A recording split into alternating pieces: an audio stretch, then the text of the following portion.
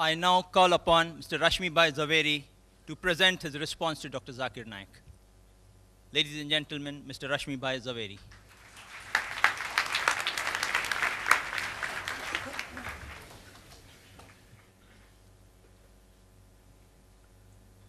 First of all, I really thank Dr. Zakir Naik for giving me the choice whether I would like to still remain a vegetarian or non-vegetarian.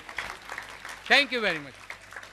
I would request Mr. Coordinator that would you like to have the rebuttal or my comments now, or shall we have? No. Because after all, you know, this is... No. Now it's better, Let's do have the some same question answer if you think. question answer we have in the third session. We have 3-part session.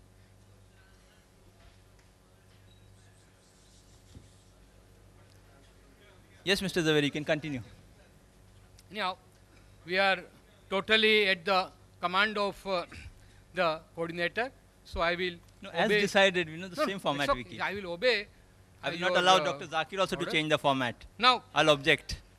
first thing that I will say, it's not a question of whether one is logical or illogical, and it's not a question of the choice that one makes.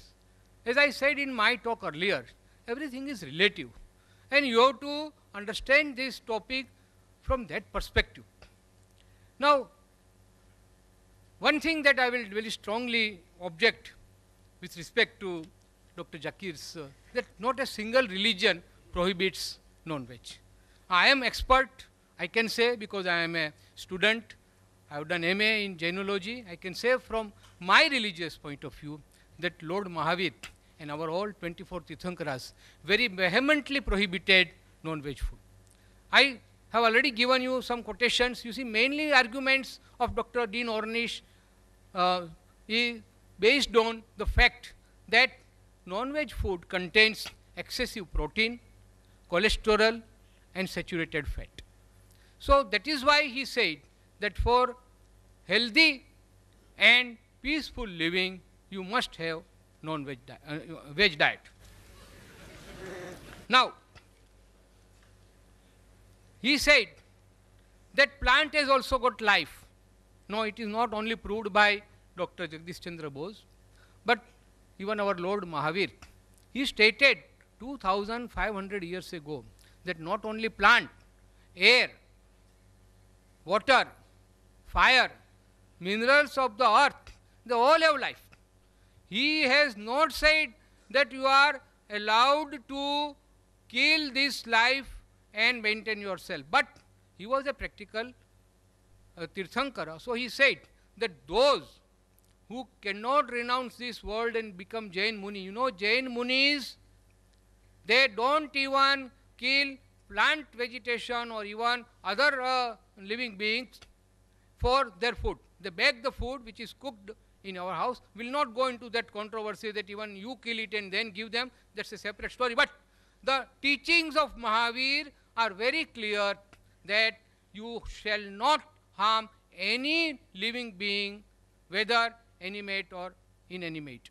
Now, because of certain constraint for those people who cannot renounce the world, he has said that at least you can avoid essential killing. He has said that even if you, when you have food made out of plant, it is violence, it is hinsa, but it is necessary. So what I prohibit is unnecessary killing. Friends, this is a very sharp distinction, but very important distinction we should make, that if the alternative is available, we should not go for that alternative which compels us to kill and eat our own fellow creatures. Another thing, so he said plants. In my talk I stated about plant food, and he said that even a lizard can grow tail. That's the only exception. The plants, you pluck fruits, they will give you more fruits. You cut their branches, more branches will grow. See, there is no end to such argument. So let us restrict our argument to this about medical science, and he rightly stated that medically also he has given certain things. I have also stated. Now it is for the enlightened audience to decide whether the scientific facts that I have given are correct or he has given. It's okay. It's a question of argument. Now he has conveniently forgotten. Please excuse me, I am telling because I am trying to rebut your things. The psychological aspect. When we consume animal food, we also inherit certain animal instincts. What have you to say? Please, in your rebuttal, you can say that. Now, doctors also, most of the doctors prescribe raw vegetable. Now, coming to cooking, most of the doctors prescribe raw vegetables for healthy diet. Only that food or cereals which will not be proper for a human being to consume raw, that only can be cooked. But as far as possible, and in our Indian Vegetarian Congress, we always, whenever we have a meeting, we have most of the food raw, uncooked, and that is more healthy according to us. About the books, these books were not given by me to Dr. Naik, and it was given by my friend Mr. Salecha, who approached me. That's okay, it's nothing very important. Now, I will tell you one thing, that you cannot alter the truth by just loud applause. Okay. If you are impressed by my argument, you may applause me. Or if you are impressed by the other argument, you can applause that. But I firmly believe that just because some arguments are appealing to you and you applause them loudly will not alter the truth. And I have referred to about one book, Dr. Deepak Chopra. He has also written many books. He is also a physician, practicing physician, like Dr. Dean Ornish. He has also conducted researches. And he has come out with a theory that your food will have a terrific effect on your impulses and urges, your physical development, psychological development, and emotional development. You know, most of the psychological and emotional distortions are because of the flesh food that one eats, and that is why it is prohibited.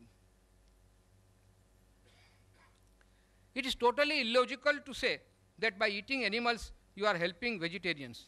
We should not worry about the animal population because nature is quite capable of taking care. Why? Because we are rearing more animals for killing. That is why if we are not doing it, look at the jungle.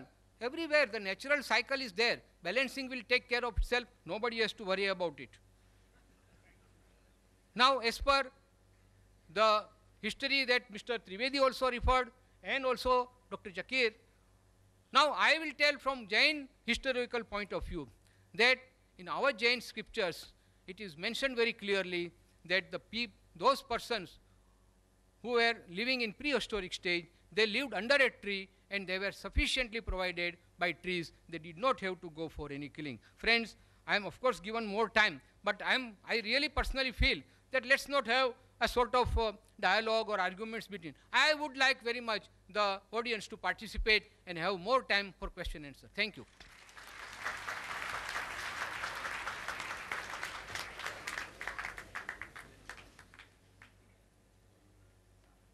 Thank you, Mr. Zaveri. We have 5 minutes more. He's taking 5 minutes left. Now I call upon Dr. Zakir Naik to present a response to Mr. Rashmibhai Zaveri for 15 minutes only.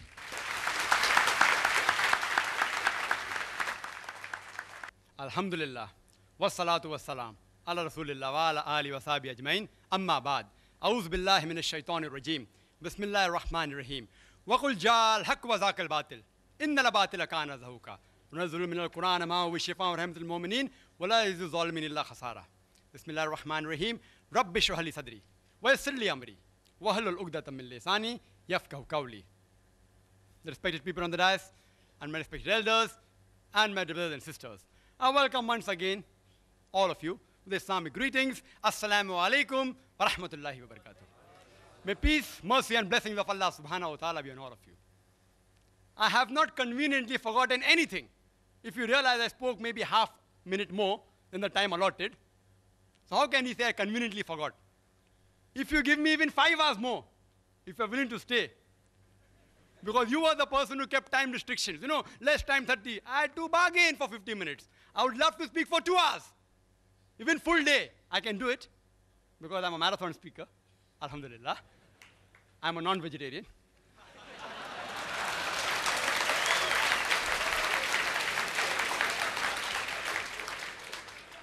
Mr. Zaveri said that I said that no religion prohibits non-veg. I never said no religion. I said no major religion.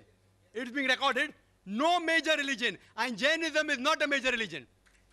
According to the books you gave me, you gave certain books, Jains are only 0.4% of India, 0.4. Less than 1%. Can you call it a major religion? In India, leave aside world. World out of the question. Negligible. I am very clear-cut in my statement. Regarding the argument on Jainism, I can reply, but the coordinator won't give me permission. I am restricted to Islam.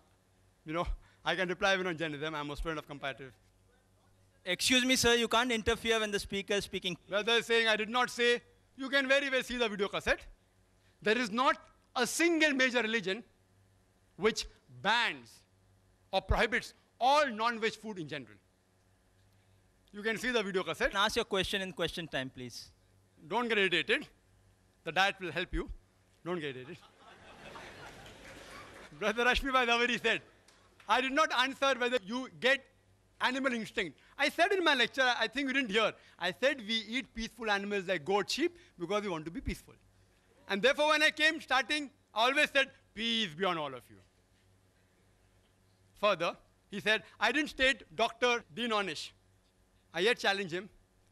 If his book is referred by any authentic medical college, authentic book, not just dietary books, that answer I already gave by Dr. William T. Jarvis. Even scientists and medical professionals are not immune to the ideological thinking of the vegetarians. They aren't immune. It's not a medical book. He may have written a diet book. I am very clear in my words. I don't mix words. And Dean Ornish, whatever his name is, may be very famous. I don't know him. I'm hearing him for the first time. I don't know. I yet ask him to prove and check whether that book is referred as a textbook. Not as a medical book, a text medical book in a college. That shows authenticity. He said we should not worry about the cattle. Nature will take care. It is you all who are so much worrying. We aren't worrying. Nature made them in such a way that the moment you kill them, they will again come. God is the creator. Allah made them. If we kill lion, tiger, they will become extinct. Therefore, we cannot have their food. The cattle, we can have. God has made them that way. If we don't follow the instruction of God, there will be overpopulation. And regarding cutting of plants, what he said, you know, people say that if we have plants, the mother is yet alive. So in that way, the offspring of the cow, of the goat, the calves, that means can we cut them? Yes. The mother is yet alive. The cow is yet alive. And when the offspring becomes a mother, you can also kill the mother. So even if I agree with this logic, the plant survives. In the animals, more lives are surviving than the plants, if I agree with this logic. Furthermore, I said that best is prevention is better than cure. I agree with Dr. Ornish when he says that vegetarian diet is helpful for certain diseases. Even I advise that. Where I said no. But the topic is not which food is healthier, but making a statement, it is banned for human beings. I challenge any authentic medical book. I'm a doctor, not books, whether given by Russia Foundation or Indian Vegetarian Congress, whatever it is. These books are stating things which are unfound, ill-tested, unproved. There is the Islamic method of prevention better than cure, which will answer most of your questions. The Islamic method is there of prevention better than cure. When we slaughter the animal, we do the zabiha. We cut the throat and the windpipe and the vessels of the neck without damaging the spinal cord. Otherwise, the nerve going to the heart may get severed, there may be cardiac arrest. When the spinal cord is not damaged and the vessels of the neck are slit open along with the throat and the windpipe, the heart is pumping, most of the blood flows out of the body. Blood is a very good media of germ and bacteria. If you slaughter the animal in this way, most of the disease transmitted by blood, many which you named, can be eliminated, can be prevented. The meat remains fresh for a longer time if it's slaughtered with the Islamic method. And people say, oh, it's so merciless. You all are so mercilessly killing, it dies of pain. When we slaughter in the Islamic method, when we cut the blood vessels of the neck, the blood supply going to the nerve, which is responsible for pain, is severed. So the animal does not feel pain. The animal kicks and writhers. You know why? Due to the gush of flow. The animal doesn't feel pain. It is contracting and relaxing because there's lack of blood in that part of the body. The animal does not die of pain. It dies a painless death. Painless. Painless. We eliminate most of the disease transmitted by blood. Secondly, there are many countries in the world and many people who raise animals. They give them hormones. And one was mentioned by Mr. Zaveri, read the name. It's called as DES, diacetylglycerol. It's a hormone injected to cattle so that they become fat and you get more money for flesh. This is haram in Islam. Carcinogenic hormones, if ingested in animal, even if you slaughter by the zabiyah method, it is yet haram. It is zabiyah but not halal. It is zabiyah and haram. If the cattle are injected with hormones, you are not allowed to have those hormones. Neither are we allowed to have cows which are fed with non-veg. Because the Prophet said, any animal that is fed with non-veg, it is prohibited for you. After that, if you take care of hygienic conditions and cook the meat very well, most of the diseases which Mr. Zaveri spoke, or not all, most of them will be eliminated. And in the non-veg flesh food, the most dangerous, which is commonly eaten, is pork. It has more than 70 different diseases which you can get if you ingest pork. More than 70 different diseases. And one of them is ischemic heart disease, which he spoke about. Because pork has more of fat-building material than muscle-building material, it gets deposited on the walls of the vessels, causing atherosclerosis, hypertension, etc.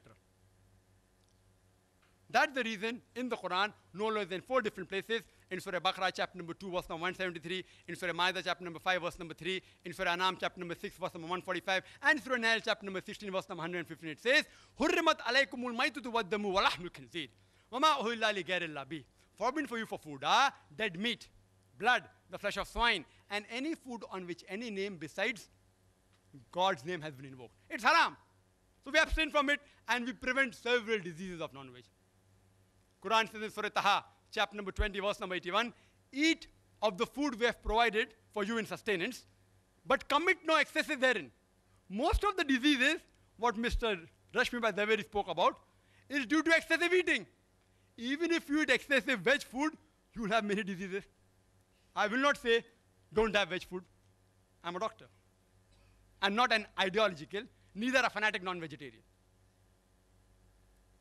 So if you prevent eating in excess, most of the disease will be prevented. If you follow the Islamic guidelines, slaughter in the Islamic method, remove the blood, don't give hormones, cook the food very well, hygienic conditions, avoid pork, don't eat in excess, most of the disease can be prevented. It answers most of his arguments. Few are yet remaining. If time permits or during question answer time, if you ask, I will reply. Do you know that talking about healthy food, talking about all research and experiments, I'll talk something which is a fact. According to Dr. William, again very famous person, Dr. William, he says that vegetarian food extends the life of a human being for more than 6 years. If you have veg food, as compared to non-veg food, you live 6 years longer. Again, hypothesis. Hypothesis. If you analyze, data was collected about all the people who lived above 100 years from 1932 to 1952. And on this data, a person by the name of O. Sejares, he wrote a book, Living to be 100, 1,200 people who did and why they did it. Everything is mentioned. In it, even diet is mentioned. Do you know out of 1,200 people, how many were vegetarian? How many? Guess. 1,000. 4.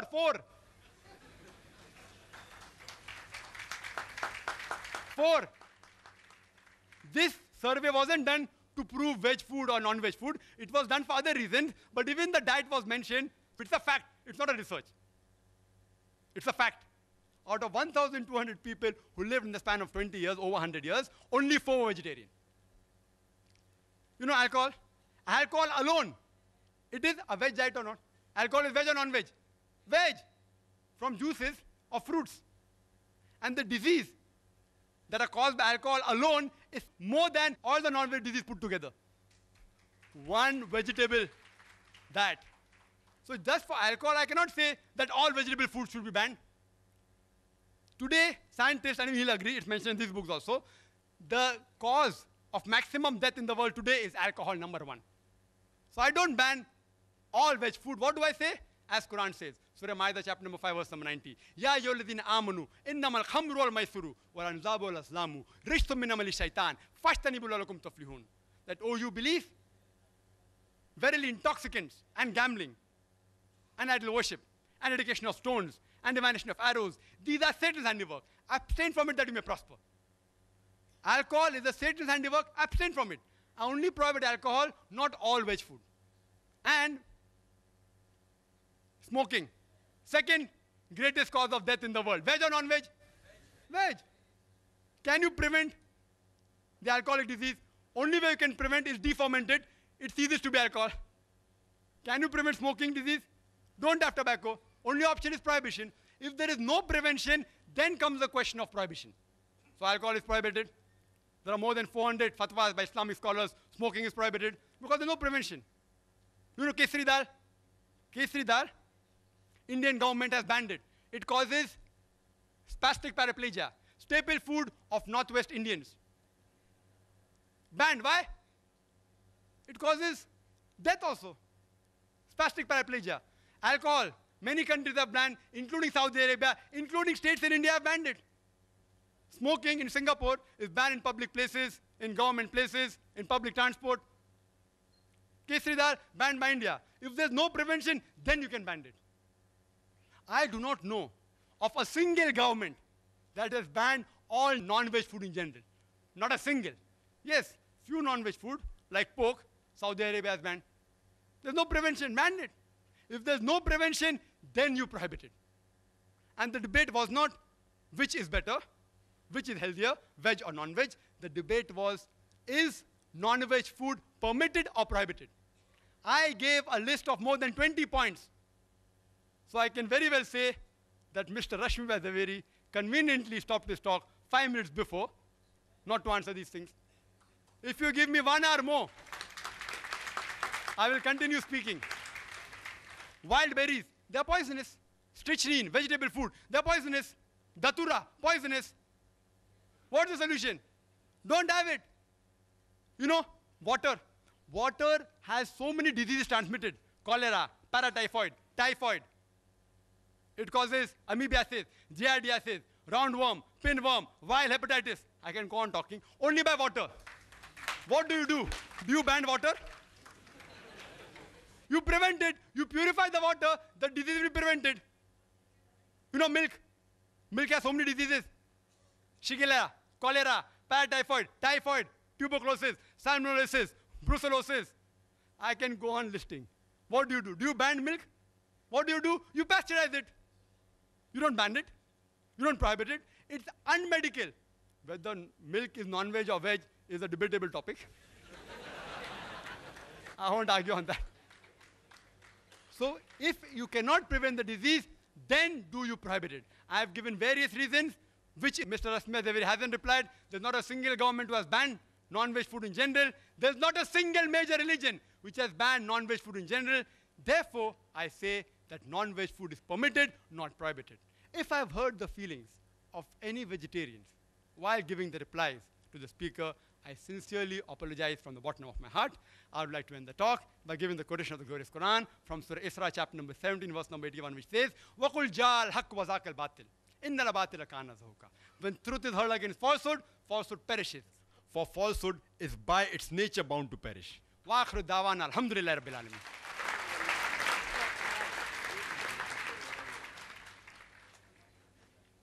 Now we begin the open question and answer session.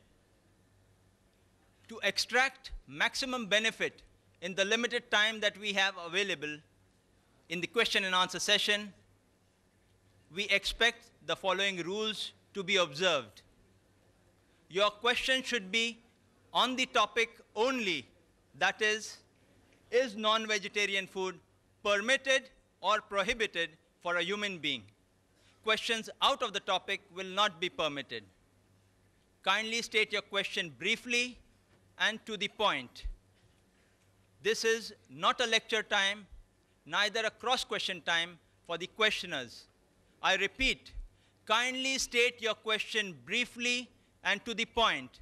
This is not a lecture time, neither a counter question time for the questioners. Mr. Zaveri and Dr. Zakir should answer comprehensively, and each answer should not exceed 5 minutes. 4 mics have been provided in the auditorium, 2 next to the stage for the gents, and 2 in the rear central aisle for the ladies. If you wish to put a question to Mr. Zaveri, kindly queue up behind the mic with the name clip, question for Mr. Zaveri, similarly so in the ladies. And if you wish to put a question to Dr. Zakir, kindly queue up behind the mic with the name clip, question for Dr. Zakir. Only one question at a time may be asked. For your second question, you would have to go right at the back of the queue again and await your second chance.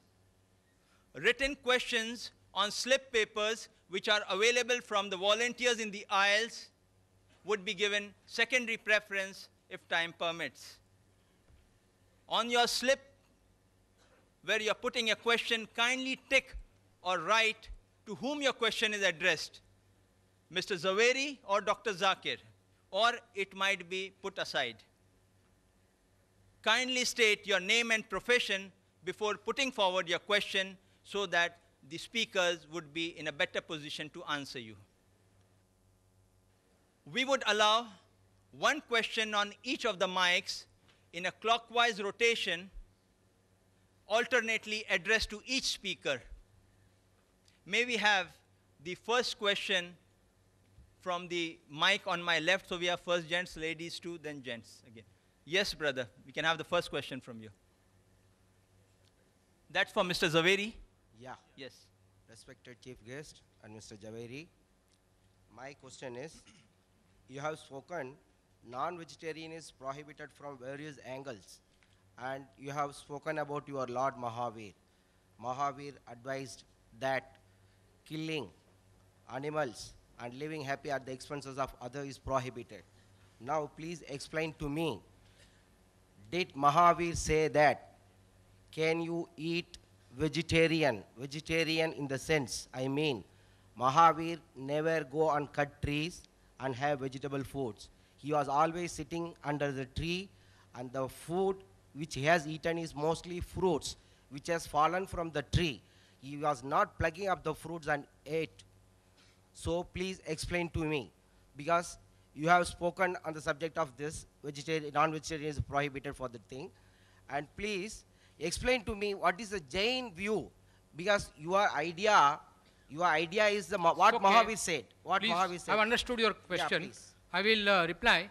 See, what Lord, I have stated already that what Lord Mahavir stated, that even plant has got life. And he says that even eating vegetable food is, as per the Jain scriptures, is prohibited for Jain Muni. But because of constraint, everybody cannot become a Jain Muni. That is why he said that at least the unnecessary killing of animals should be avoided.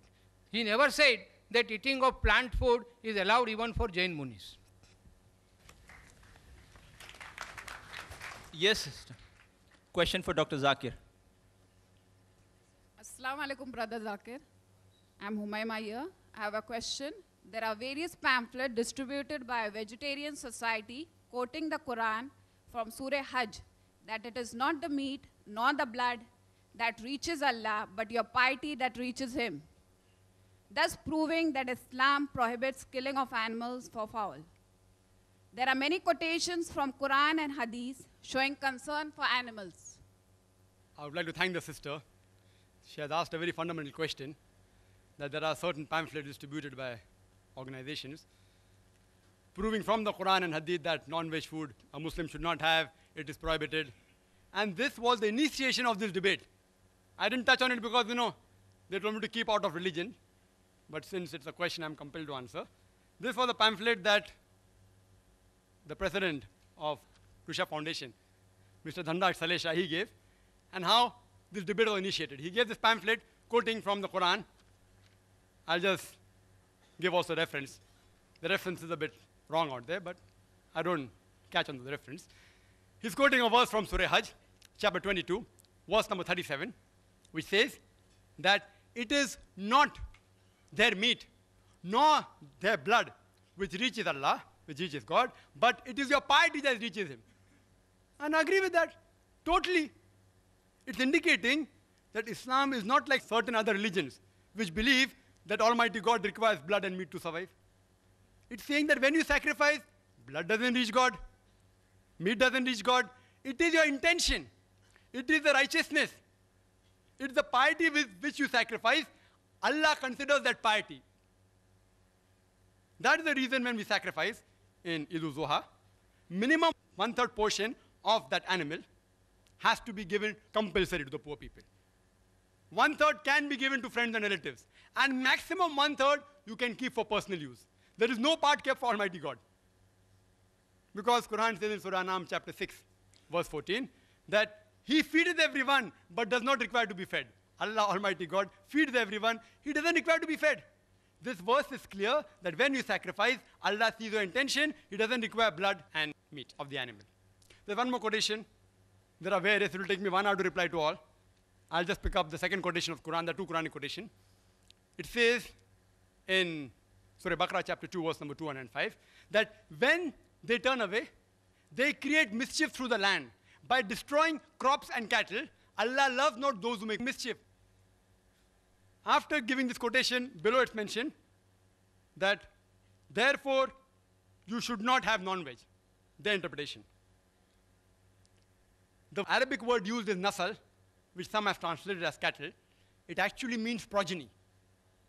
But irrespective whether nasal you translate as cattle or progeny, if you read the context, those people who create mischief throughout the world by destroying crops and cattle or progeny, not slaughtering for food, destroying for creating mischief.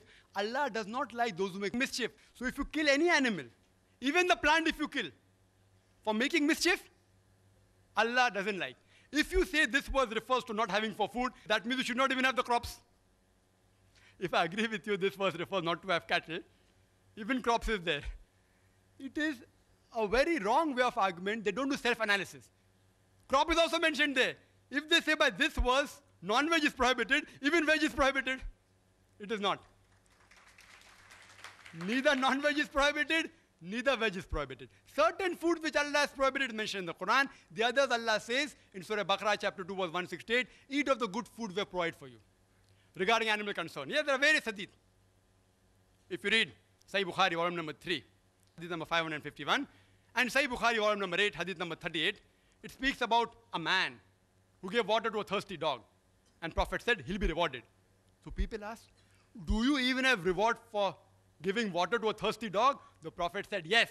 For every kind act you do to the animal, you will be rewarded.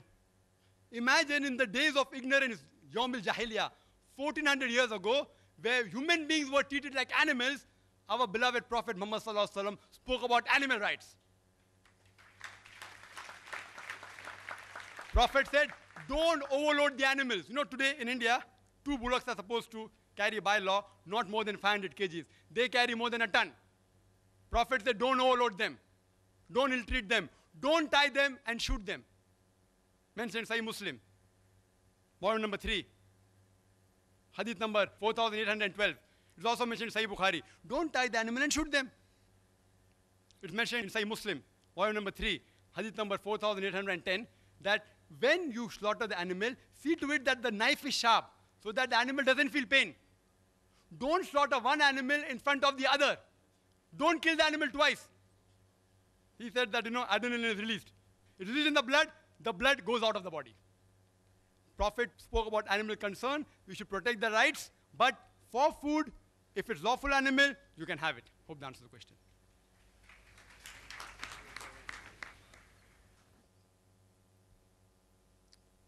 Yes, sister. It's mentioned in the book, 100 Facts About Egg. On page number 8 and 9, fact number 13. Ethiopians are of the view, if a pregnant woman eats eggs, her child would be born bald-headed and would be deficient in reproduction. It's also mentioned in fact number 18. Some African countries believe that if a child is given to eat egg before teething, he may become mentally retarded. Are these scientific facts or are these superstitions? If you say these are scientific facts, then could you please prove it authentically? And if you say it's superstition, then why are you promoting falsehood by such books? That's 100 facts about egg. Thank you. Thank you, sister. One thing, I have not written that book. Second thing, I have not given that book to you, and I have not referred to anything from that book. So it is not necessary to answer particularly for that book, but I can definitely say, which I have already touched upon in my subject, because egg contains excessive protein and cholesterol and saturated fat, that is why it is not healthy for any human being, and particularly for pregnant women and children. Yes, the next question from the mic on the right. I am Fazal Sarang. By profession, I am an architect. My question is to Mr. Dr. Zakir Naik. Is the non-vegetarian food is the only reason for the heart disease?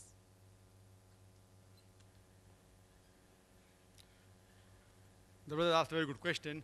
That is non-veg the only reason for the heart disease? And this was spoken by Mr. Zaveri, that flesh, animal flesh, chicken, mutton, beef causes heart disease.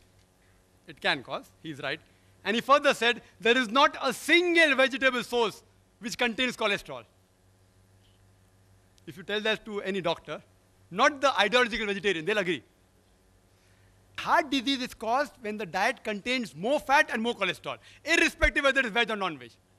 Irrespective. Non-veg foods do contain high cholesterol, but even vegetable foods, groundnut oil, cashew nut, coconut, ghee, butter, all this, even a common housewife knows. You know why? There are ads in the media. Have Saffola oil, will not cause heart disease. Indicating the other oils cause heart disease. Simple. You don't have to be a doctor. It's a blatant 100% falsehood. I, being a medical doctor, I challenge Mr. Rashmibhai Zaveri to answer, does butter contain fat or not? And the doctors do tell the people suffering from heart disease, don't have fat, don't have butter, don't have groundnut oil, don't have cashew nut oil. So where did he get this idea from? From these books.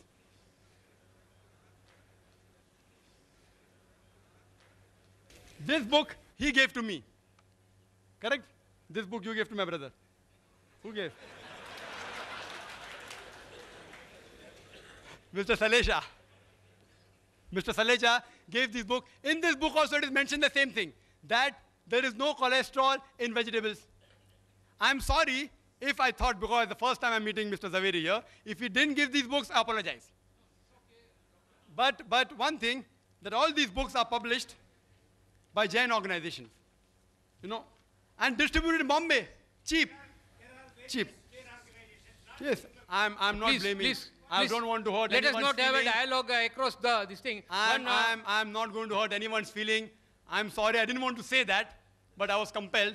I don't want. If it's not, you said not written by Jain, it's not written. No, you said, Dr. Zakir, that I should reply. You will have a chance in your question answer time. Sir, I'll allow you time. In your time you can respond back. No, I'll allow you to respond back anything you want in your time. And now request the chairman to give me half minute more. I was disturbed. Half minute more. No, he's too smart. We'll not give him half minute more. See, because so many allegations, egg. He told egg is the cause. Egg does contain cholesterol. It's rich in cholesterol. But it's not the major cause. Today's research and medical books also say that the cholesterol in the egg is not the major villain. It is the saturated fat in which you fry the egg. Butter, ghee, lard, pork, which is the main villain. If you don't have this frying in ghee, butter, there are less chances of having ischemic heart disease by egg. And today, amongst the population, 2/3 of the population are non-responders to cholesterol. The moment there's high intake of cholesterol, like taking egg, the liver immediately cuts its own production. And the level that reaches the blood is the same. there are 1/3 people who are responders to cholesterol. They have a problem. They should abstain from yolk of the egg. Otherwise, even if you have 1 or 2 eggs a day, you will not have heart diseases. And if you have it with bacon, with pork, then the problem. If you fry in ghee, you'll have a problem. If you fry in groundnut oil, you'll have a problem. Causing baldness. I don't want to give examples. I don't want to give examples. Even if you check here, there are many people who are bald. There are great philosophers who are bald. I don't want to take their names. I don't want to hurt your feelings. So this thing is just a research which is based on illogical assumption. A research should be practical. And the associate factor for heart disease is also alcohol as well as smoking. These two are also one of the associate causes for heart diseases. Yes, in America, heart diseases are more in non-veg because they have fats. Quran says don't have an excess, this problem will be solved. Secondly, the vegetarians of America, they are fluent. It's a vogue to be a vegetarian because to buy veg food is expensive. If you turn Mercedes car, you have status. If you have veg food, it is status there. About 3 to 7% are vegetarian in America. Less than 1% are pure vegetarian. Less than 1%. Because they are fluent and they are rich, they take more care of hygiene. And many vegetarian ideologically, also, like even Mr. Rashmibhai Zaveri may agree, that alcohol is prohibited, smoking is prohibited. Because of associated factors, the case of heart disease in vegetarian is less. But anyone who has food which is rich in cholesterol or fat, irrespective whether it is veg or non-veg, he will have heart disease. To prevent it, follow the guidance in the Quran, in Surah Taha, chapter number 20, verse number 81, that do not commit excesses. That reminds me of a story. In school we had learned that there was a religious priest who ate excessive food, and he had 64 laddus, and when he came back, his wife said, that why don't you have Furan Chutki, some digestive? So he says, Are bauli akal nahi ban ke 6 bachchon ki mata, agar churan chutki ke liye jagah hoti, to main 2 laddu aur na bhog leta. Brother. The question is directed to Mr. Rashmi Zaveri. This is a book I've come across, which is named Meat Eating 100 Facts. Please, sir. This is not concerning to you. You may put your question saying one book writes like that rather than saying this person's book or that. You say this book states so and so, that would be acceptable. Okay, here is a book from Jain publication. You being a Jain, I'm asking you a question, which is, the name is Meat Eating 100 Facts, written by Dr. Nemi Chand. And it gives a cartoonic representation of meat-eating people, which I feel it's very insulting and, I mean, it's degrading, I mean, defaming. So I just want to ask you, in this Jains being tolerant, is it fair enough for Jains to publish such books which can hurt people's feeling? I mean, is this, it's mockery, I mean. Please answer. Yes, the speaker would not like to answer to that. I give him the full right not to answer to a question which a speaker feels is but not I'm just suitable. asking about, We will allow the second question. The speaker. The question of okay, being the next tolerant. question, please, for the. He passes that answer. He would not like to respond. I'm not satisfied. See, the speakers have a right. See, I would request the questioners not to get worried or agitated in any sort. The speakers have a full right not to respond, or if you feel your question is not right or not suitable for them, they have a right not to respond back. Kindly note. So put your question and frame it in such a way that it is not vulgar, neither derogatory. And yeah? Yes. So it should not be derogatory to the speaker or to a particular faith. Put it in a factual manner. This is what stated. What is your opinion? Don't give your comment in a derogatory manner. Ask, what do you say about this? Yes, don't give your opinion. Let the speaker give their opinion on the subject. Yes, sister, the next question for Dr. Zakir. Assalamu alaikum, brother. My name is Azra.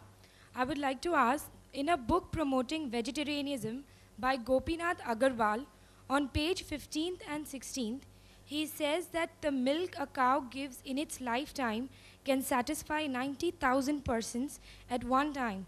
But the same cow is killed for flesh can satisfy 1,000 persons at one time. The same applies for goat also.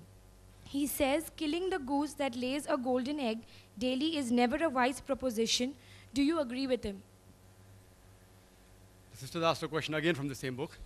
And I would like to make a clarification.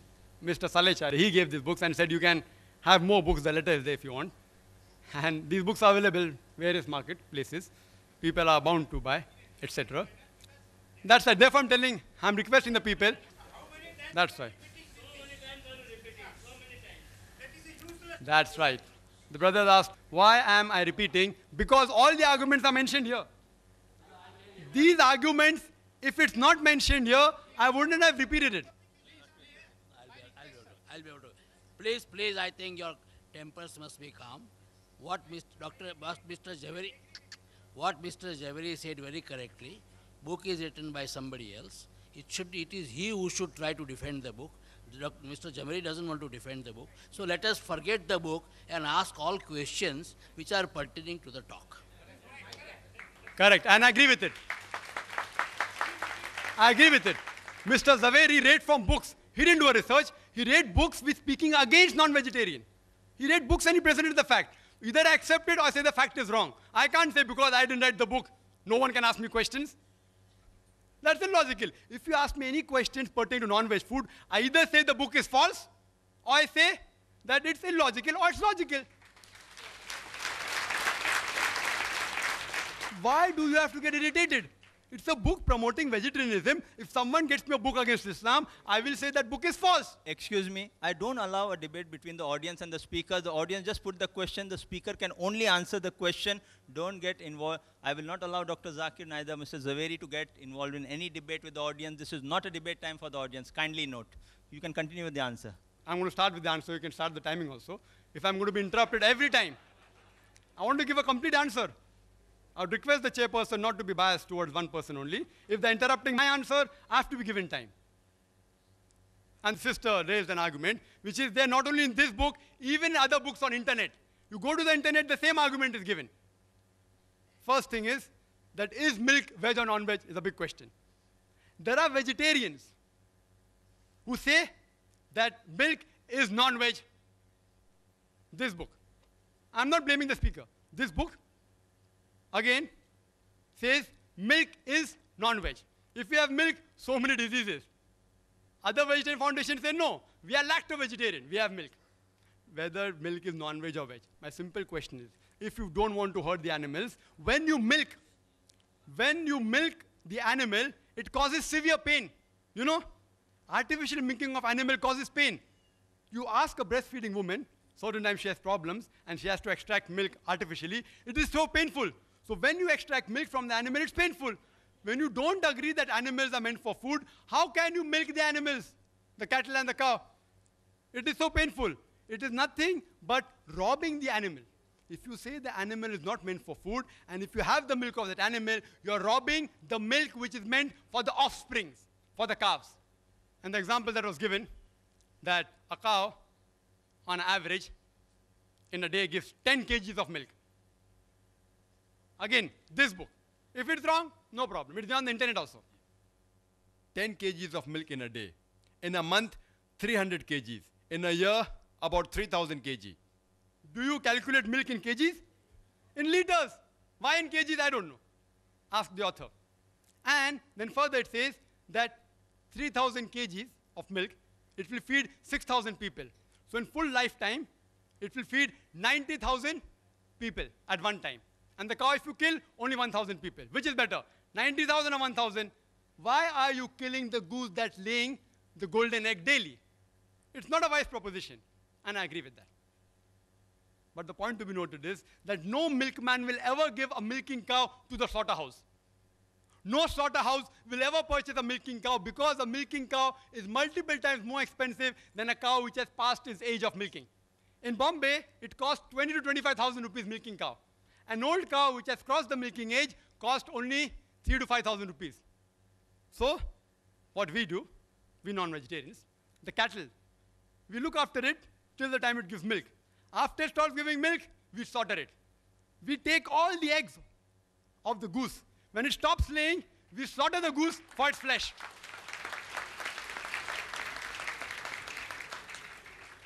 सांप भी मरे और लाठी भी ना टूटे. Two birds with one stone. We are more intelligent. Again, the argument giving. Let's see, some animals, you can use them in field, etc. You can use them for plowing, for transportation. If you love the animals so much, why do you overload them? And furthermore, the Indian statistics tells us that out of the population of cows, oxen, and bull, only 25% are productive. The remaining 75% are unproductive, either past the age of milking or they are males, all and females, bulls, oxes. Now, what will you do with the 75% of excess non-productive cow, goat, bulls, ox? One option, you rear them up yourself. An average bull or cow requires 18,000 a year for living, according to the statistics. Their statistics, not my statistics. 18,000 a year. So after they give milk, they live another 4-5 years. Which farmer will bear the burden of millions of cows every year, 18,000? Second option is give to their organization. They leave it open, it enters the field, eats up the crop. Third option, leave them in the jungle, animal will kill them. The last option is best. After they reach the age of milking, utilize the milk, give it to slaughterhouses, it benefits the farmer, he gets some money, and even the animal benefits the human being by eating the meat of the animal, as well as his hide for leather, as well as the bones. Hope that answers the question. Next question for Mr. Zaveri. According to Kastur Chand Jain, in the marriage of the 22nd Tirthankar, Aras Nemi, popularly known as Neminath, meat of animals and birds was served, and both the bride and the bridegroom, according to Shastra, were Jains. Another incident was quoted that Chelna, a Jain Shravika who was the wife of Bhimsar Shrenik, a contemporary of Mahavir, was pregnant, and she had the desire to eat the heart of her husband. Bhimsar's eldest son, Abhay Kumar, instead gave her some meat of a dead animal, and Chelna, thinking it to be her husband's heart, ate it. I don't know how authentic is this article and whether what Kastur Chand said is true or false. What is its explanation? Please explain. I am referring to the article from the Caravan series, December 1981. Thank you, sister. First of all, I will request the coordinator to only allow those questions coming out of my talk, not out of any other book or another references for which I am not responsible. But because I am a true Jain, I know definitely about the Jain history, about Neminath Tirthankar. Yes, it is true. That is why he propagated that the killing of, that is exactly why he renounced the world, that for my marriage, are you going to sacrifice all these innocent creatures? No, I don't want such a feast for me. And that is why he became a Jain Muni and ultimately a Tirthankar. So that is why I can say that all Jain Tirthankaras have absolutely, in absolute terms, have prohibited non-veg food. Thank you. And please restrict your questions to my talk only, not because it seems, I don't know, it seems that these books were given in all good faith, that they should understand our viewpoint. It seems that they are all distributed to those people and they are now asked to ask questions. I don't think that is fair. You can ask me any question from my talk. I will be very happy to say that. And I will request any question can be asked on the topic. The thing is that whether it's in the talk or out I of don't the mind, talk that is okay.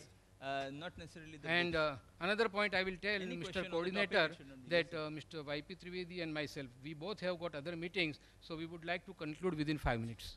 What I would suggest, see, the time given to both the speakers to speak was 50 minutes, then 15 minutes was for response, then we would have a question answer session for 50 minutes.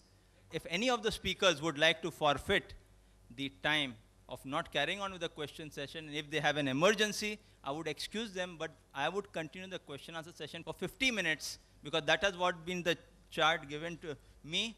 I have to execute it like I had been told.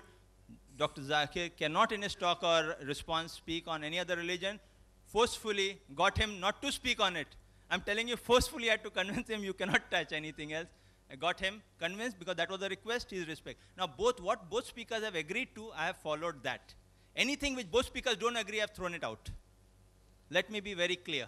We have said 50 minutes, we'll allow 50 minutes, but if one speaker would like to leave early for any emergency or any requirement, a person has got a full free will and a choice. I would respect that requirement, but we'll continue question answer for 50 minutes. I've written down the time, 12:45, close down at around 1:30, right? So I think that is being very fair and clear on my part. The next question for Dr. Zakir. Assalamu alaikum, Zakir bhai. My name is Khan Abdul Sami, and my question to you is, food value charts are distributed by vegetarians showing that the proteins and iron content of vegetarian food is higher than non-veg food, and thus they say veg food is more nutritious than non-food. Your comments, please. Thank you. So brother asked a very good question. I would like to reply to the question posed by the learned speaker also. He doesn't know who distributed them. It is given in writing out here. It is given by Rishabh Foundation to IRF saying, we would be pleased to give you more such material in huge quantities if you like the same to be circulated among Muslim brothers in Mumbai. Free of charge, huh?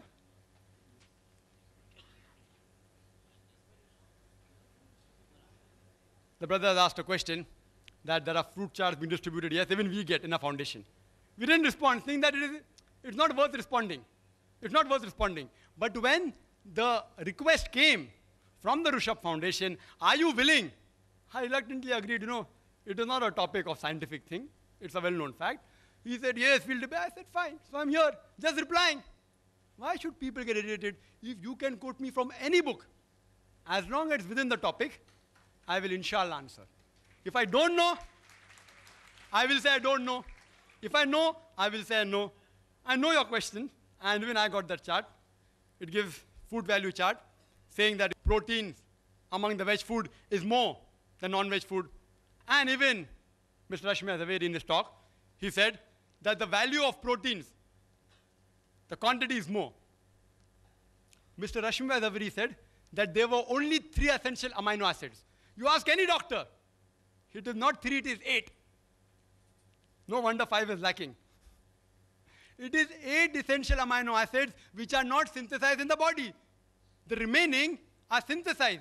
These essential amino acids should be given by the external food source. The proteins of animal foods, they're biologically complete, known as higher protein, because they contain all the 8 essential amino acids. The veg protein are lacking in 1 or more of the essential amino acids. It's a scientific answer. So even though the value may be more, 20 up, 10 down, it is not complete. The veg protein, the incomplete protein of lesser quality, animal protein is of higher quality and complete protein.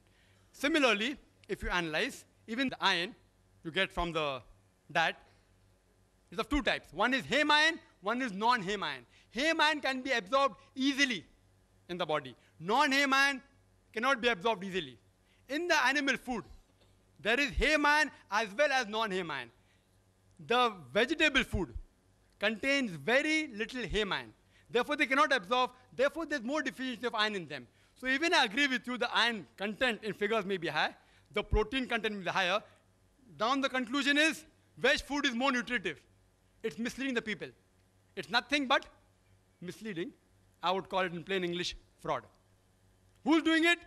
Some vegetarian society. Misleading the people. And fraud is prohibited in every religion, small or big. Whether major or minor religion, fraud is prohibited. So, I would like to ask a question. Would you prefer taking 10 notes of rupees 20 or 1 note or rupees 500? If you know the value for money, you choose the second. Hope that answers the question. The next question for Mr. Zaveri. Assalamu alaikum. I am Javed Sheikh. My question is to Rashmibhai. Rashmibhai, in your talk, you mentioned that diseases transmitted through meat, flesh to human beings. But plants also affected by some diseases, viral, bacterial diseases. So you can get diseases from plant, vegetarian food also. You also mentioned Dean Ornish and Deepak Chopra, references and recommendation of those doctors. If you believe in recommendations of doctors and medical professionals, Trividis also mentioned that. If you believe in that, I will quote only a simple example. When I was child, doctors, when I was suffering from fever, doctors were suggesting that don't take bath by cold water. But nowadays, they are telling, when I gets fever, they are telling that please take bath by cold water only. See, so if you are believing in quotations, statistical data, and medical things, so please give statistical data. Dr. Zakir Naik mentioned survey of America regarding coronary heart disease. So do you have any statistical data regarding coronary heart disease in India, whether is affected to more susceptible to those who are having diet, vegetarian diet, or to non-vegetarian diet? I would request you all to put your question briefly, please. Your question is so long that one forgets. Last part is question. Coronary heart disease is asked. See, regarding coronary heart disease, yeah, plants also, if you consume the decayed plant food, I mean, the decayed fruits, definitely it will carry germs. The point here is that the animals that carry the germs, they are more dangerous and they are likely to carry more diseases than plant.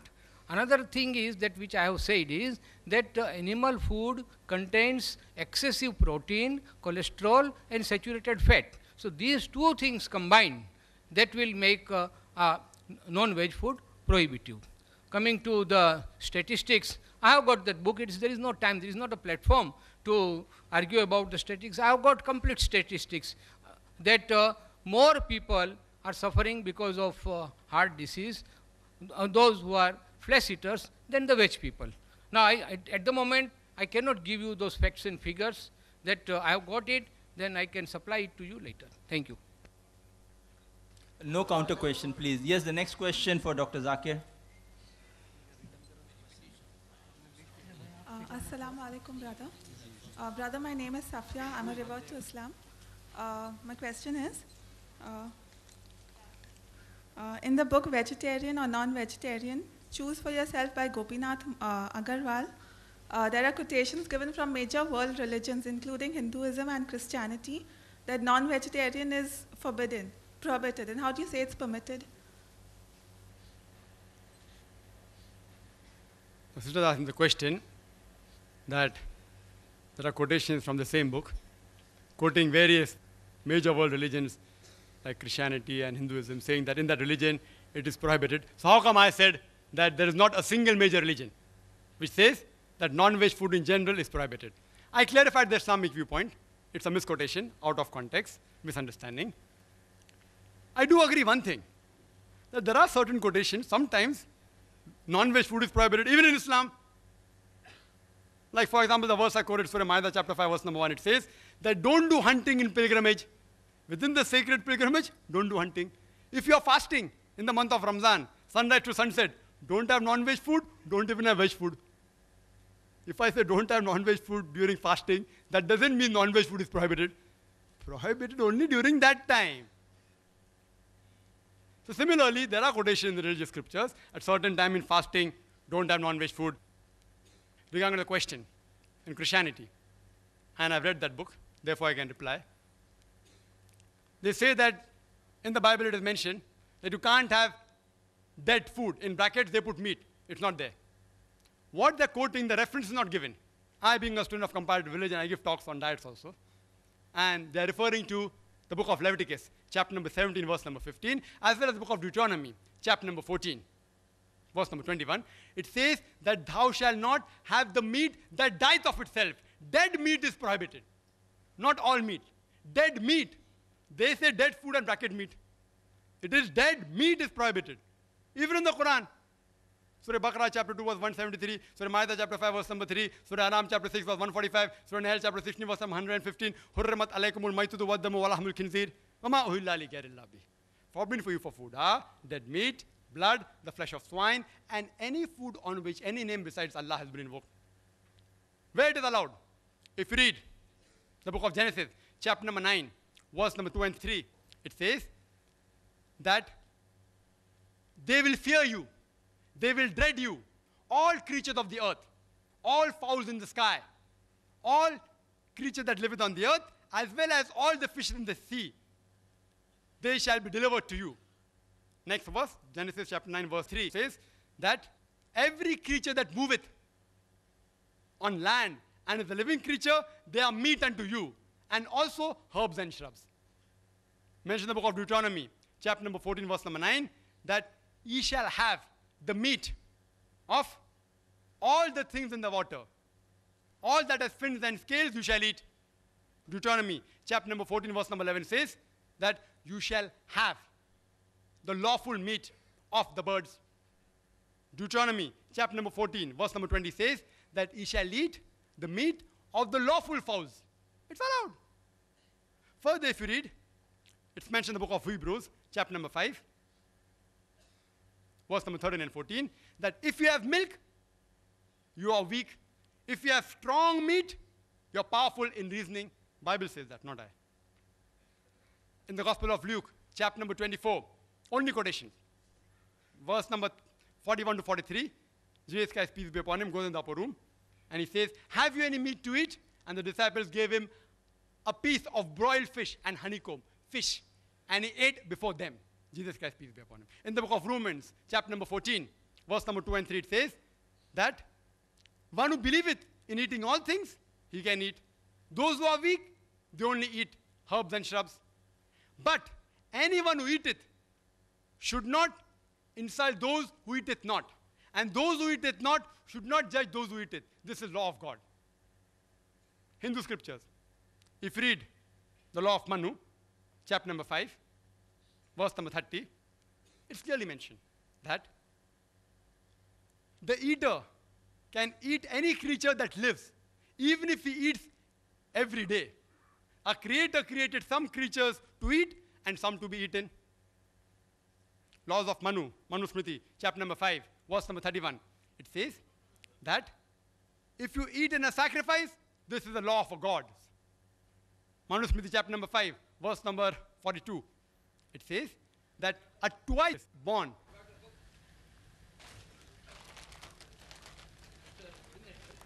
yes, brother.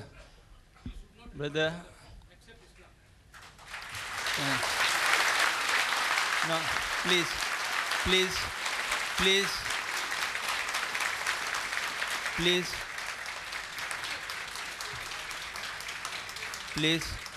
I'm always prepared. I'm always prepared when I quote scriptures. Therefore, it's not on the table, it's inside. I wasn't supposed to quote unless compelled otherwise. Now they're compelling me to answer. Therefore, I kept it behind. Otherwise, my books are in the front always.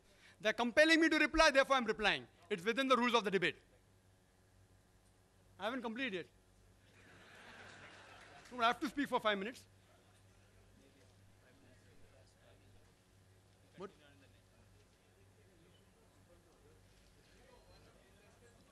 We would request anyone not to disturb in between. Yes, please don't disturb. The question. And you can say, who's disturbing? See, we'll when I'm allow speaking, another 20 seconds, because this wastes time, and then my time is up, I will stop the speaker. No, but someone disturbs me, I should get more time. Okay, we give. Complete the answer in 30 seconds. It's further mentioned in the Manu Smriti, chapter number 5, verse number 35, you can have meat. In Rigved, book number 10, hymn number 16, verse number 10, you can have meat. Rigved, book number 10, hymn number 85, verse number 13. Rigved, book number 10, hymn number 86, verse number 13, says the same thing. You can have meat. In Mahabharat, Anushashan Parv, chapter 88. If you read, Bhishma gives the advice to Yudhishthir. It's also mentioned in Manu Smriti, chapter number 3, verse number 266 to 272. It's mentioned there that if you want to please your ancestors, if you give herbs and shrubs, you will gratify them only for 1 month. If you give fish, for 2 months. If you give venison, the flesh of deer, for 3 months. If you give mutton, for 4 months. If you give flesh of birds, for 5 months. If you give goat meat, for 6 months. If you give spotted deer, for 7 months. If you give meat of black antelope, for 8 months. If you give cow, 1 full year. If you give bull, it is 12 years. And if you give rhinoceros and red meat of goat, forever, inexhaustible. So if you have to satisfy your ancestors, according to Rig Veda, you have to give more, you have to give red meat.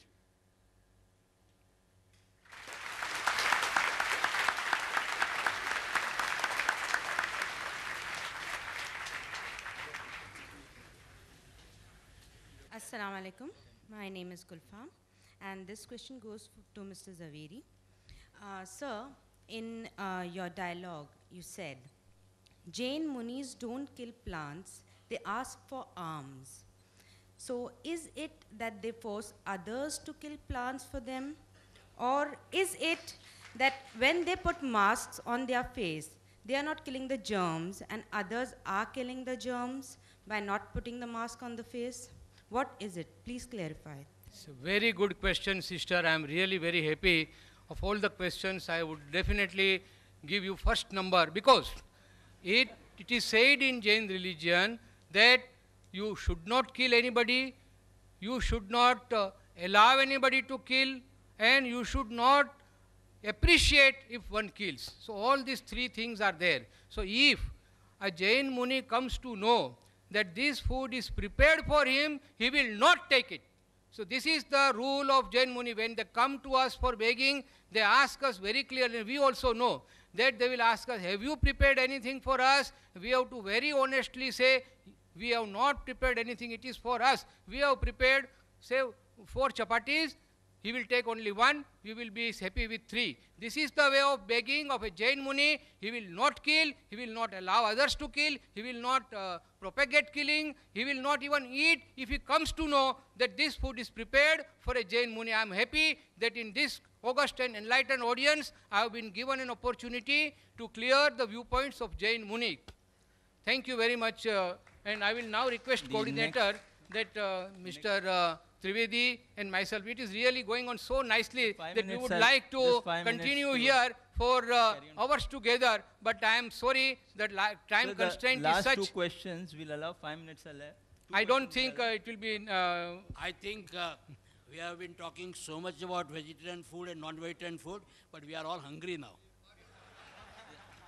I think we should go and eat. So only last 2 questions and then we disperse. The Mr. Trivedi has said we'll allow last 2 questions on the mic. When can we have the next question for Dr. Zakir? Yes? Acha, there's a request for Mr. For you want to ask question too?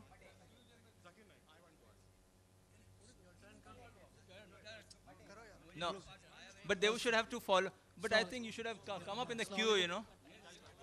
Huh? Assalamu alaikum. My question for Zakir Bhai is, are non-vegetarian food deficient in there is a request from the other speaker. What we will do, what I will do, see, but there's a request from the side, allow 1 or 2 people to ask questions to Dr. Zakir. What I would suggest, let the speakers, in the time they're available here, let the other 2 speakers ask question, then Mr. Trivedi and Mr. Zaveri can leave, then I will give the chance so that I'm not unfair to you also, both people, so that, no, I have told them they wanted to leave, so I have to give them an opportunity to leave. They wanted those 2 people to ask questions, they can ask Dr. Zakir. Which are the 2 people, Mr. Zaveri? Mr. Bade and आप दोनों को chance दे देंगे एक. Then after that, we will carry on. The other 2 people will be given chance so that I'm not unfair to them. I hope the audience bears with me for another 10. Mr. Trivedi and Mr. Zaveri would like to leave after that. So let those 2 people ask question. Acha, we'll allow only, no. No. He is leaving, let us ask 2 questions to him and let him hear. Yes. Okay. Yes, let us also ask a question. Okay, yes, agreed. Let those 2 people ask question, which Mr. Zaveri has requested. Mr. Bade, who's Mr. Bade? Acha, one Mr. Bade and that... Rule. Will not. Acha, and the other 2, they too, acha, we'll allow them to ask 2 questions to... To Dr. Hussain. Excuse me, Mr. Zaveri.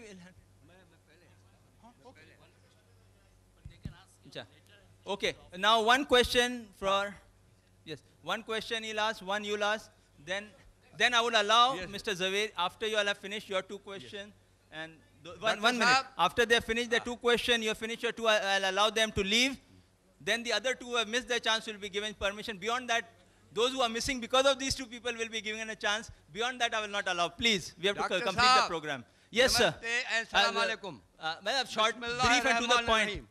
Dr. Saab. Sir? Dr. Saab. Brief. Kishori, sir? Yes. Brief and to My the point. question is this. I went to see the picture, Khane Khuda. There was a session of 3 days. People, Haji Sahab jo the, they were wearing sandalwoods. And then beside that, not eating any as a non-meat food. No haircut, nothing, a complete brahmachari and sannyasi. When the picture was over, I asked them, what is this? Those 3 days, complete renunciation, sannyasi, brahmachari, what reply they gave? He said, खाने खुदा था. मैंने कहा मुसलमान भाइयों सारा संसार खाने खुदा नहीं है वही खाना खुदा है. भाई या साहब 3 दिन आप रखते हो. भाई साहब से Please क्वेश्चन answer जरा this question. भाई साहब हमारे चीफ गेस्ट को और हमारे स्पीकर्स को जानना please I put was forward your feeling question. सारा संसार खाने खुदा है. Please reply to me that those 3 days they were offering is khane khuda. What about the whole world is khane khuda? Why this killing should not be stopped everywhere, especially in India? This is my question. So we will not allow that question. Sir, on the request of the chief guest and the speaker, will not allow that answer. Maybe have the... Mr. Rashmibhai Zaveri requested the person to ask a question out of turn. I am willing to answer. I am willing to answer. If chairman says no, then I will. I would love to answer if you allow me.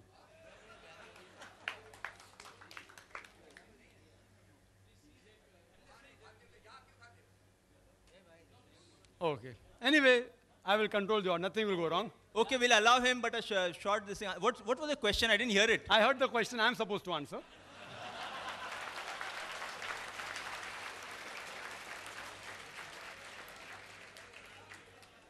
It's a very good question. Okay, now quickly and a quick answer, then we'll allow the other gentleman. It's a very good question.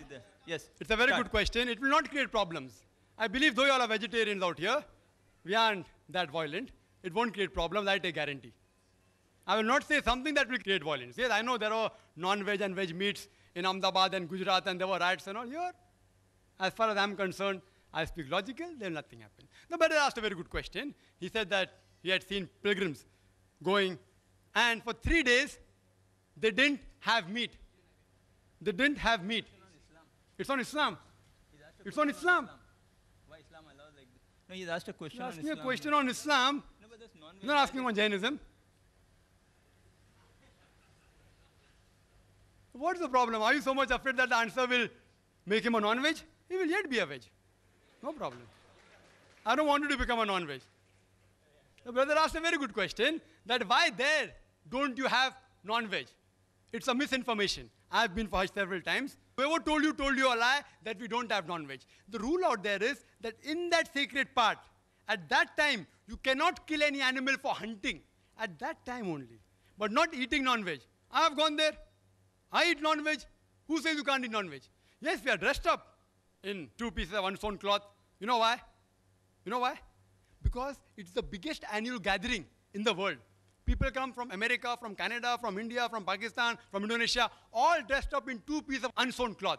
Identical. You cannot make out the person next to you whether he's a king or a pauper. For universal brotherhood. Not theoretical, practical. Universal brotherhood. When we offer salah shoulder to shoulder. We eat food, we eat together. We eat even non-veg. Where you got this from, I don't know. Whoever told you, whether Muslim or non-Muslim, he has told you total falsehood. I'm telling you. I've been for Hajj several times. I've been for Umrah. It's totally wrong. And for universal brotherhood, everyone comes there.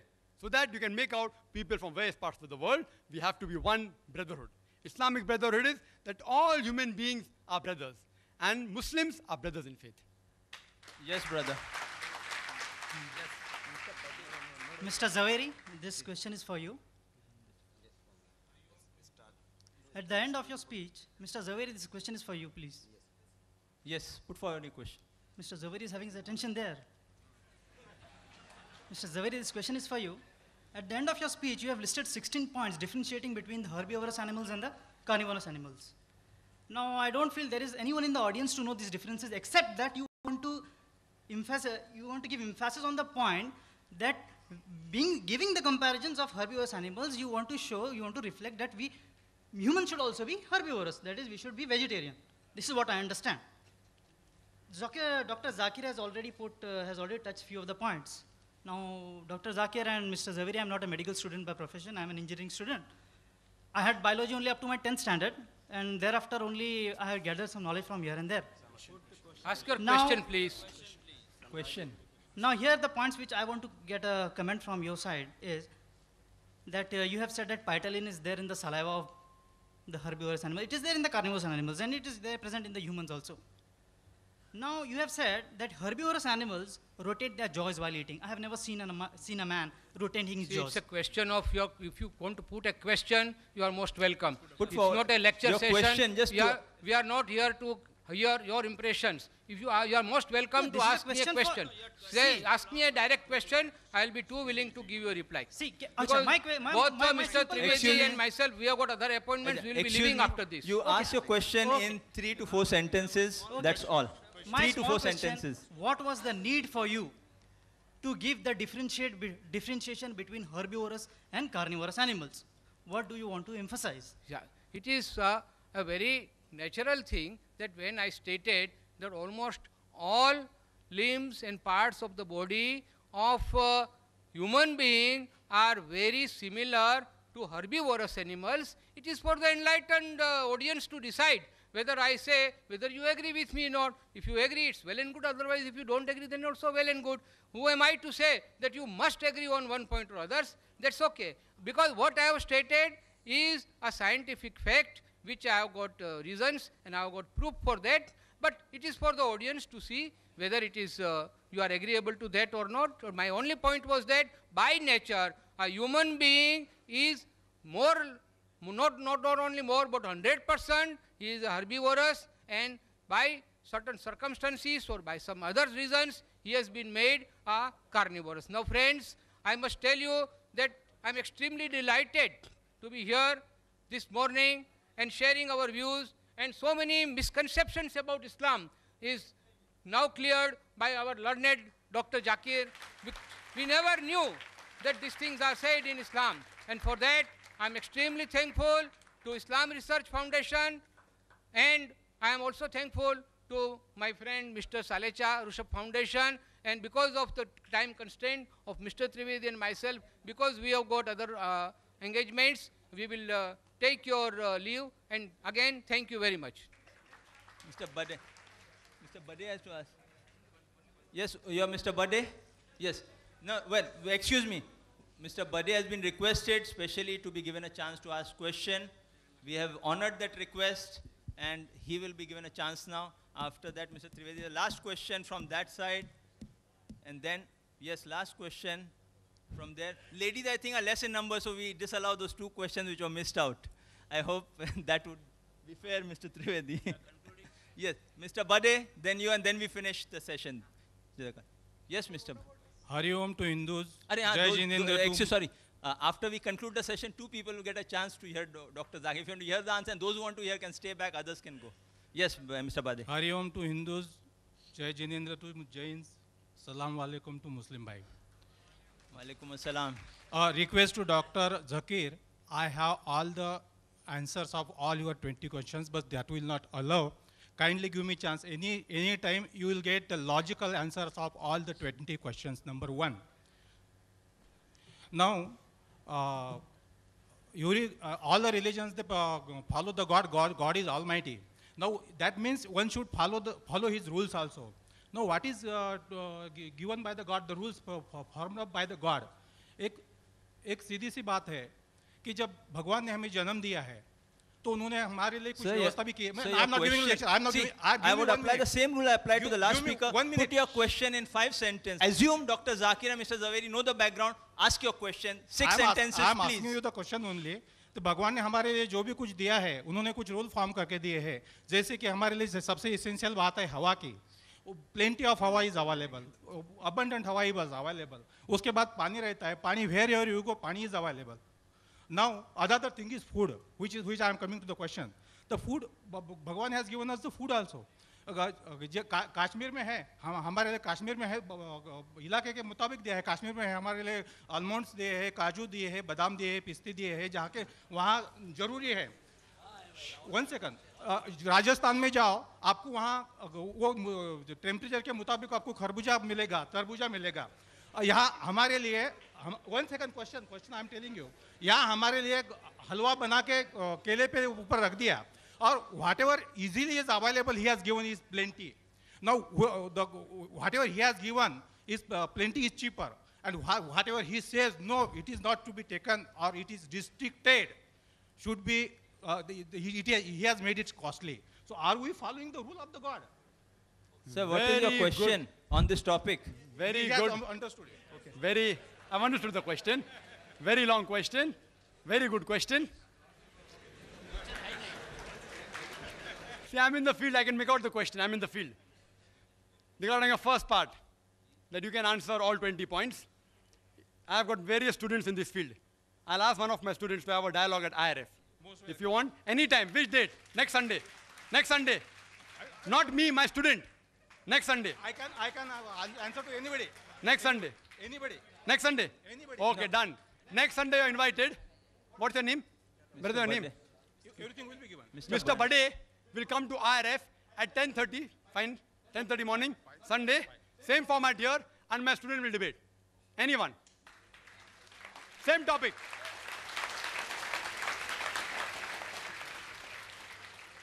His question, that God has provided air, right, water, everything easily available. So why go for things which are uneasily available and costly? Very good question. That you have to point out to Mr. Zaveri. He is telling that vegetables should be transported to Arctic Circle.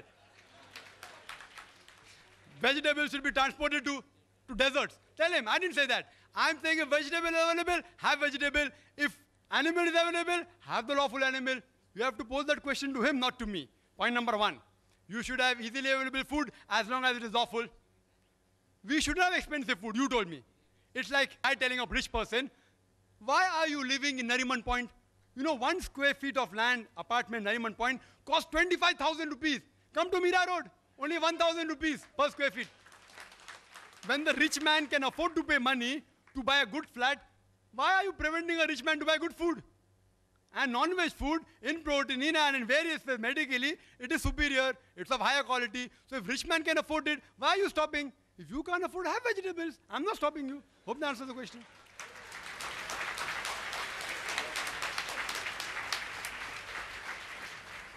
Thank you for your enthusiasm. We'll not allow that question.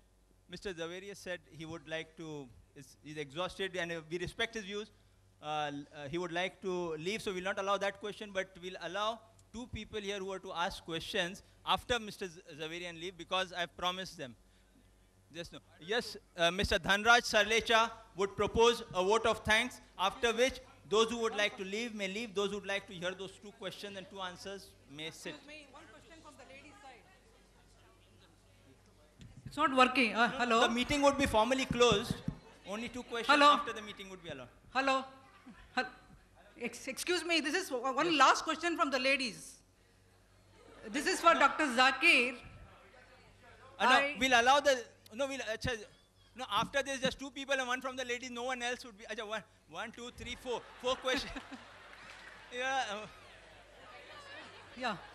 Hello. Excuse me, Mr. Tavedi is saying I should be strict. Now the thing is that I am being compassionate. I give chance to 2 people here. Now everyone is demanding a what we'll allow? Vote of thanks right away. Then 4 questions, 2 here, 1 there, then close. That's final. Yes, Mr. Dhanraj Salecha to propose a vote of thanks. Chief guest Sri YP Trivedi, learned speakers of dialogue, distinguished guests, brothers and sisters. It's really my pleasant duty to offer vote of thanks on behalf of all the 3 organizations on whose behalf I thank Sri YP Trivedi to spare his valuable time and grace this occasion as chief guest. I'm really thankful to both the speakers for their most interesting and informative discussion, and above all, I thank you all the participants for participating in the debate. Thank you.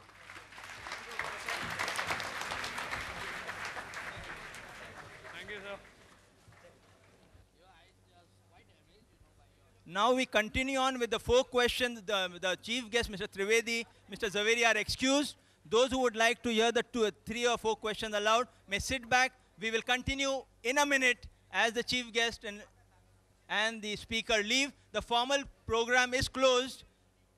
We will have an informal 4 questions allowed for the audiences, for the 4 questioners who didn't get a chance because of my interfering and giving the other speakers a chance. Ladies and gentlemen, your attention please. We are starting the sequel question answer session right away. Yes, brother. My question is, are non-vegetarian food deficient in nutrition?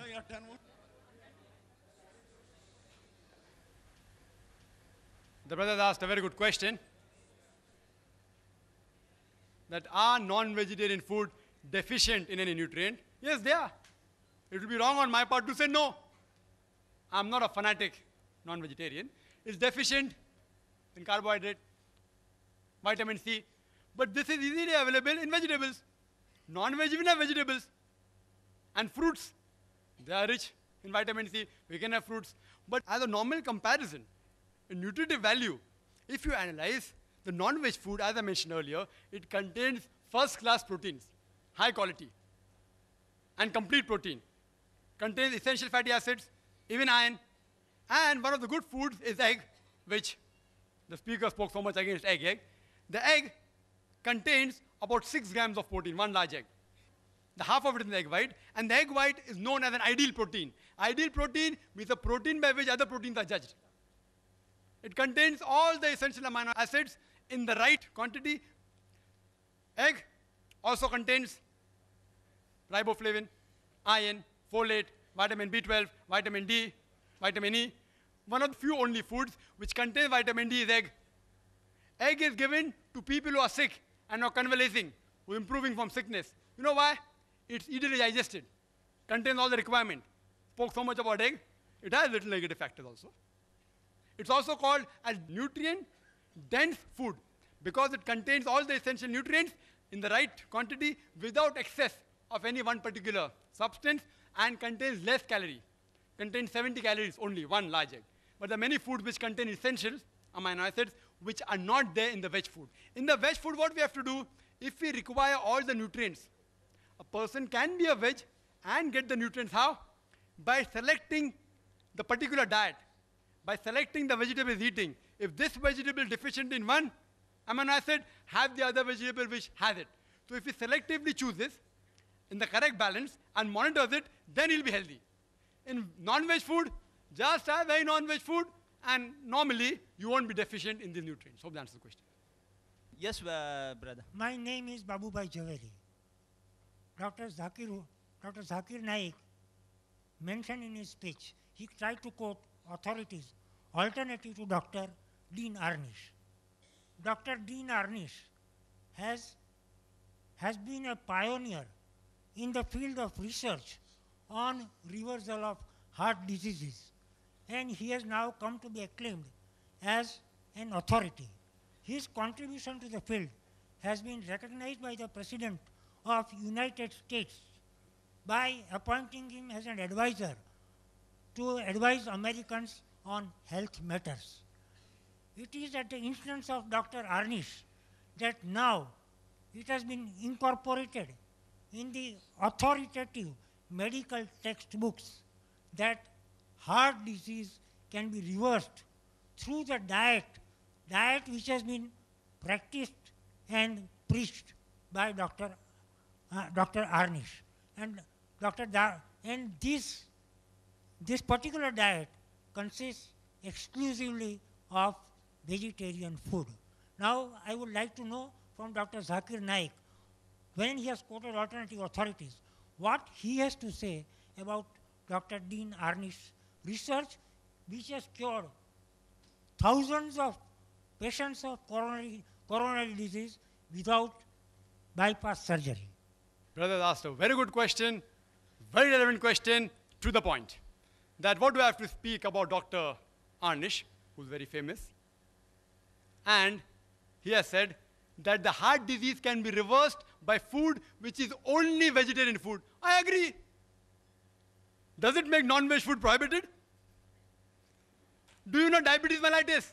Brother, diabetes mellitus, you don't require Dr. Ornish to say if a person is suffering from diabetes, severe diabetes mellitus, if he doesn't take non-veg treatment of insulin produced by bovine, by pancreas of cow or of pig or human being, he will die.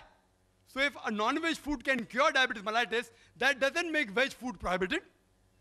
I agree with Dr. Karnish. It proves that heart diseases can be prevented or cured by veg diet. I agree.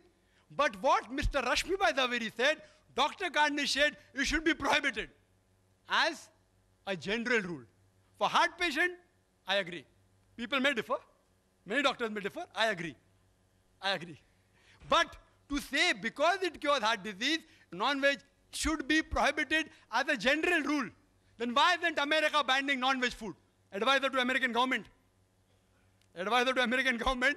Why doesn't the government take the advice of Dr. Anish and stop non-veg food? Why? What his research is, if he's authority, he's right. But to quote authority and then say he banned it, I doubt whether Dr. Anish ever banned it. I doubt. I have my doubts. Show me the statement where it says that no human being ever in his life should have any non-veg food. I challenge you. I challenge you. He may say heart patients. There are other authorities I quoted. Dr. William T. Jarvis, Dr.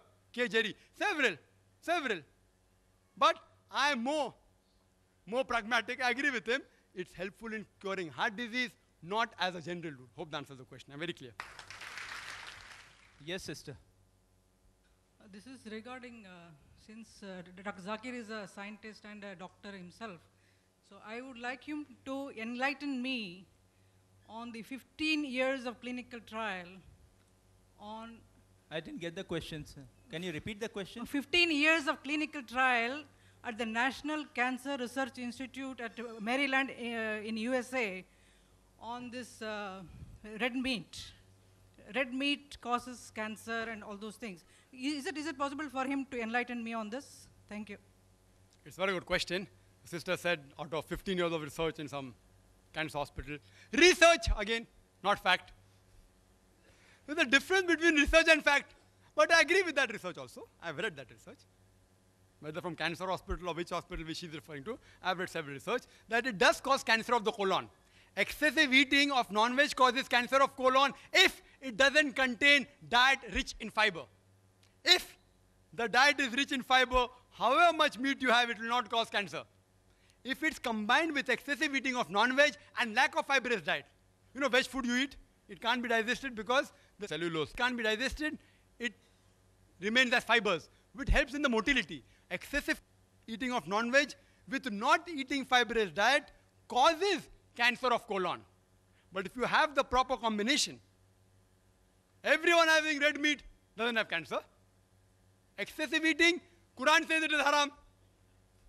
So they are going against the Quran, they are bound to get diseased. That doesn't mean non-veg should be prohibited. It should be said excessive eating of non-veg should be prohibited. Hope that answers the question. Wa akhiru da'wana alhamdulillah rabbil alamin. Thank you very much, Jazakallah khairan, for being here today and sharing your Sunday morning with us. Inshallah, we'll be in touch with you.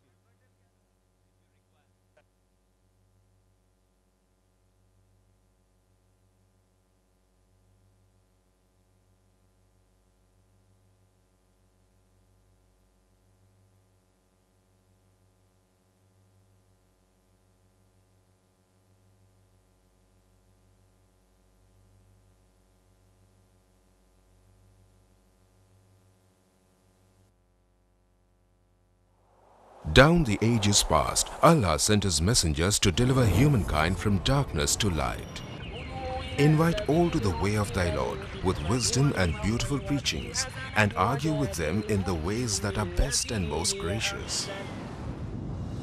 That's also the ongoing mission of Islamic Research Foundation, or IRF, spreading the truth of Allah's final message to mankind. Founded in 1991, IRF today offers some of the best services and facilities in the world for presenting an understanding of Islam in an objective and scientific way. Its programs are primarily focused on correcting misconceptions and promoting understanding of Islam. IRF also imparts dawah training to dais to aptly convey the message of Islam. IRF has one of the most modern studios producing programs presenting Islam, which are beamed regularly on many international TV channels in over 150 countries. Dr. Zakir Naik, President of IRF, reaching out across countries worldwide, from America to Europe to Africa to Asia to Australia, strives to clarify Islamic viewpoints. He dispels the many media myths and anti-Islamic prejudices propagated the world over by anti-Islamic forces. Dr. Zakir Naik is a medical doctor. He is acclaimed the world over for his spontaneous and convincing replies to questions posed by critics and skeptics during the question and answer sessions after his talks. He is also renowned for his verbatim quotes with references from major religious scriptures of the world.